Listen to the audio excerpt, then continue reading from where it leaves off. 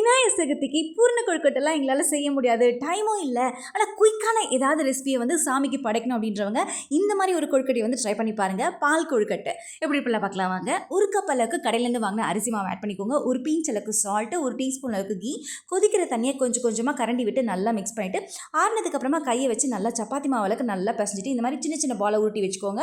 ஒரு பேனில் வந்து பார்த்தீங்கன்னா 2 கப் அளவுக்கு காய்ச்சி ஆற வச்ச பால், 2 கப் அளவுக்கு தண்ணி ஆட் பண்ணிட்டு பால் நல்லா கொதி வந்ததுக்கப்புறமா நம்ம ஊட்டி வச்சுக்க பால்ஸ் ஆட் பண்ணிவிட்டு ஸ்லோலே குக் பண்ணுங்கள். உடனே கரண்டி போட்டு கிண்டக்கூடாது. பால்ஸ் ஆட் பண்ணதுக்கப்புறமா ஒரு 5 நிமிஷம் நல்லா குக் பண்ணதுக்கப்புறமா கரண்டி போட்டு மிக்ஸ் பண்ணிக்கோங்க. ஒரு பிஞ்ச் அளவுக்கு ஏலக்காய் பவுடர், நல்லா கொதி வந்ததுக்கப்புறமா 3/4 கப் அளவுக்கு வெல்லம் ஆட் பண்ணியிருக்கேன். இல்லை வெல்லமும் நாட்டு சக்கரை ஆட் பண்ணும்போது டேஸ்ட் நல்லாயிருக்கும் உங்களுக்கு.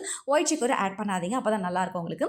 நல்லா சுண்டனதுக்கப்புறமா 1/4 கப் அளவுக்கு தேங்காய் பால் ஆட் பண்ணி ஸ்லோலே நல்லா குக் பண்ணி இருக்கீங்கன்னா சூப்பரான பால் கொழுக்கட்டை வந்து இதை முன்னாடி நாள் சாப்பிட்றத விட மறுநாள் வச்சு சாப்பிட்டீங்கன்னா டேஸ்ட் இன்னுமே சூப்பராக இருக்கும்.